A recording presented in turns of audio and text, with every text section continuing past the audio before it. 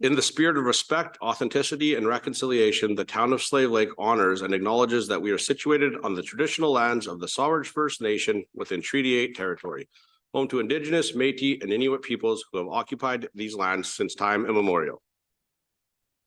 Councillor Moellem. I'll make a motion to adopt the agenda. Call to question those in favor. That is carried. Everyone reviewed the meeting minutes, I assume. Councillor Adams.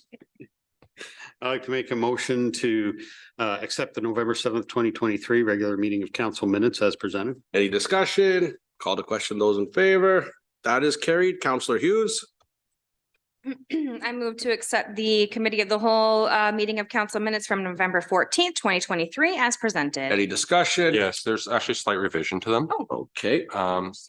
Motion 440-23 for our executive assistant.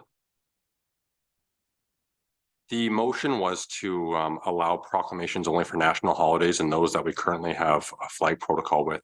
So I just wanted to make note of that so that it's correct in the minutes. Okay, we'll accept that Okay. motion as amended. Yeah.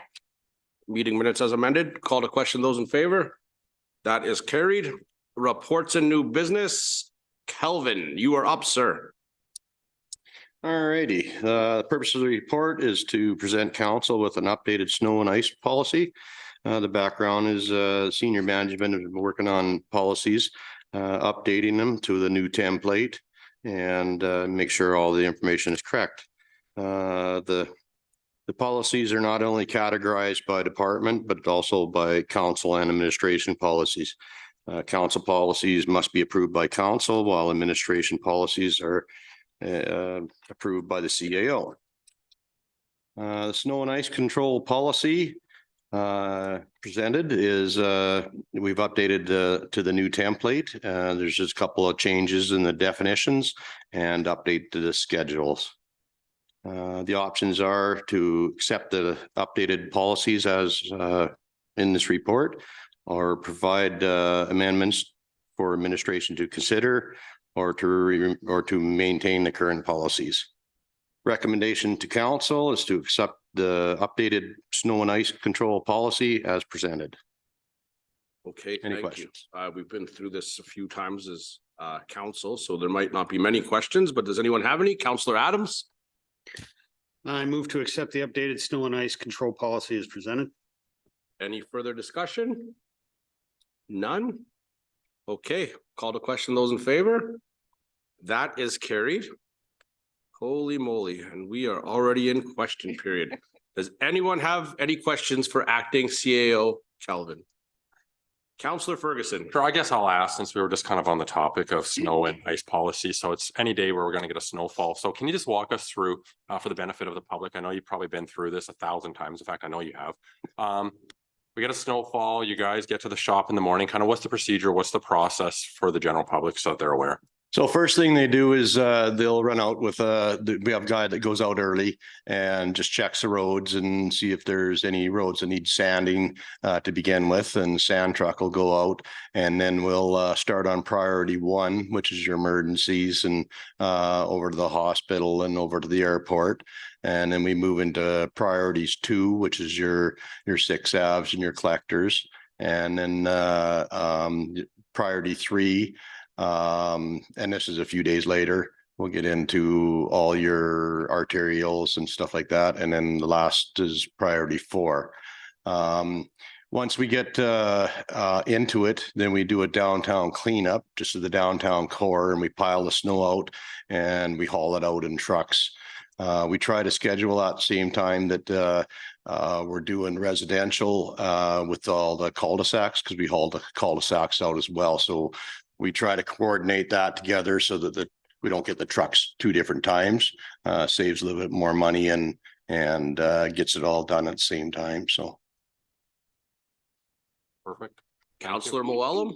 What time does snow removal start for you guys? Like what time would you guys be at the town shop in the mornings? So the boys are there about the staff, I should say, because we got one girl too, are there at about 7 o'clock in the morning. The sand truck usually goes out between 6:30 and 7. and start sanding, and then they fire up and they're usually on the street by about 7:30, right around that time. Counselor Ferguson, And the ice pack for residential area, it needs how much ice pack or snowpack before we clear? Yeah, What is it so typically? we try to go with the 4 inches of our service level, say 4 inches of hard pack. That's quite a bit of fluffy snow by the time it's packed down. We're usually into residential long before that. I'm going to say about 2 inches. So we're kind of ahead of the game on the hard pack when it comes to residential. If we get, enormous amount of snow, of course. But we're usually been there around the 2 to 3 inches. And then once we start snow removal, we basically don't stop all winter. Unless it really melts and the streets are bare dry, but we still get some frost in the middle of the night and we'll have to do some sanding and stuff like that in the mornings. Perfect. And so I know we hear this one a few times throughout the year. It snows and then the sand truck throws down sand before the snow is cleared. Can you just clarify the rationale for that for the general public? Well, That's something we hear about all the time. The sand truck can get out a lot quicker than the graders and stuff like that. So a lot of times, yeah, you will see sanding on fresh snow. It doesn't do as good as right on bare pavement or ice on pavement, but it also it mixed it in with snow, still gives you a little bit of traction. So we have different sanding routes that we just do all the time, regardless if there's snow on it or ice. Perfect. Thank you. Counselor Hughes. Yeah, I have a question for you, Calvin. It's actually about the lovely snowflakes that you guys get to hang every year for the Christmas season. I did actually have a group questioning me on them this weekend, wondering about possibly doing a fundraiser or something to upgrade them. Do you know how many snowflakes you guys currently hung, or an approximate? 64. Yes? 64 of them. Wow. Okay. And they are like owned by the town now or whatever, correct? Yeah, Okay. they used to be owned by a chamber and the chamber Yes. gifted them to the Gifted them town. back. And Yeah. so- Yes, I What a do gift. recall that. Okay, sounds good. So if this group is interested in doing something like that, I can maybe send them your way then? Is that Yep. fair? Most definitely, most Okay. definitely. Yeah. And are they nearing the end of the lifespan, would you Yes, say? they Like, are. kind of looking a little, When our friends at the chamber Right. gifted them to us, they were nearing the lifespan. yeah. You So- gifted us something that is now your problem again. Wasn't just me, but even replacement parts and that type of thing for these now, like they would be so It's so getting, old. it's getting rough. We had to replace 10 a couple of years ago okay. and we just couldn't do anything with them at all. So we had to replace the whole snowflake. I didn't realize there was 64. That's a 64 lot of of them. Okay. Yeah. Okay, cool. Thank you. Yeah, just kind of my own curiosity there. I will pass that message along. Counselor Ferguson. Counselor Hughes' point there, would there be any interest in having a discussion at budget time for a capital budget item for looking to potentially replacements for them? I can speak with that if you like. Yeah, please. I do have it in capital budget for this year, Okay. to replace Perfect. all the snowflakes with different, they're not called snowflakes, they're called, pole hangings. So there's Okay. a different variety of hangings you can get. I've been looking into some pretty nice looking ones and they're all right around the same mark. They're about $1,000 a piece. Yeah, So yeah, they're- it's they're- definitely a hefty price tag on some of those. However, I believe there are grants available though too, right? That kind of falls under a beautification or art type of thing, right? Yeah, we're trying to look into some grants to help out and Okay, another thing, last time we updated the actual snowflakes. I do believe we sold the old ones to the town of Wabasca. Oh, yeah. Mm. So Okay. there is a potential, a smaller community might be looking for some snowflake. There's still a lot of those snowflakes that are in good shape, so okay. maybe we can strike a deal with a That's good neighboring to know. community. Maybe there's an opportunity for collaboration with this other group too, in terms of fundraising or something like that. So maybe Yep. we'll have to be sure to connect. Your group was looking, sorry, I might have misinterpreted what you said. They were looking to fundraise to buy new ones, or they were looking to hang them up and No, make no, funds they- for themselves?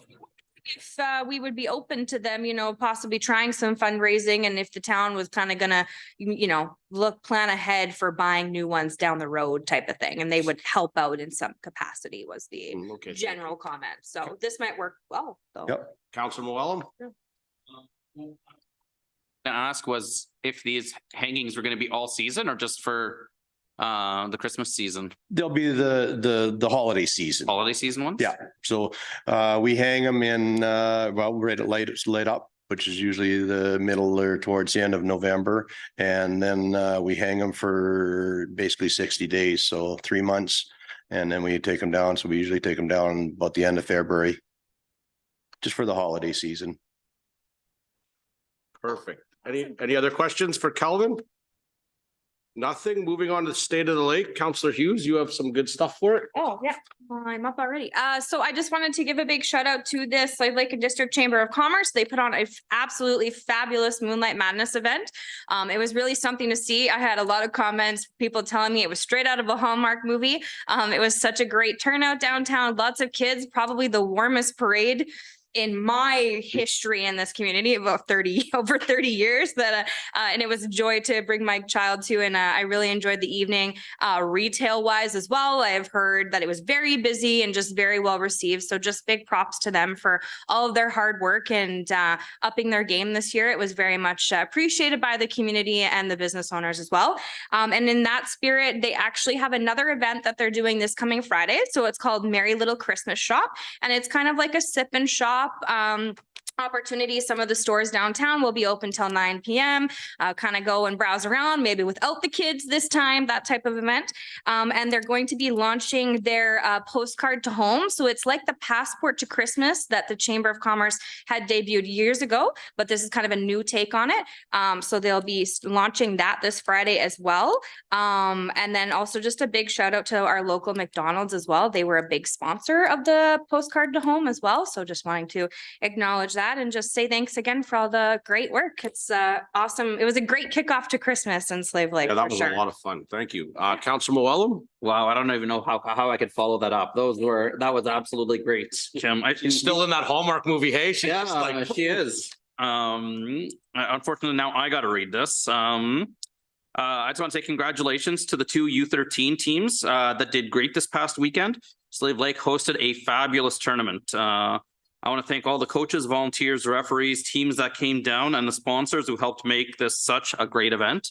It was just absolutely fantastic. And I was hoping that some of those teams, it looked like the hotels were pretty booked on Friday night. So I'm hoping that some of those teams were able to maybe take a look at the parade and see our community on a day like that, because that was a huge opportunity for economic development for, I think, our community. And it was a really good opportunity for people to go back to their homes and tell people about how great Slave Lake was, or how memorable it was. And I got one more. So as the Christmas season approaches, there are a number of activities happening within our region. The Lakeside Leader lists events starting November 23rd, going until December 16th. The Lesser Slave Lake Regional Arts Council has painting and even like a making appetizer course that people can take. Stage North is also hosting a Christmas concert as well as a coffee house. The Canets are hosting a small business party coming up. And even the town of Slave Lake is hosting a Christmas tree balloon workshop. For more information, you can check page 17 of last week's Lakeside Leader. thank you. Want to thank Calvin, who's coughing over there. Thank Calvin for pinch hitting for Jeff tonight. He's away at emergency management training. So thanks a lot, Calvin. And then I want to remind everybody this Thursday, 10 to 4, advanced polls are open for our next counselor. So get out and vote. And if you can't get out Thursday, the final day is the 28th. Sorry, Ashley, what's the time on the 28th? 9 a.m. to 8 p.m. 9 a.m. to 8 p.m. on the 28th and 10 to 4 this Thursday. So get out and vote, people, and help shape Slave Lake moving forward. Anything else? Counselor Hughes? Motion to adjourn. Any discussion? Call to question those in favor? That is carried.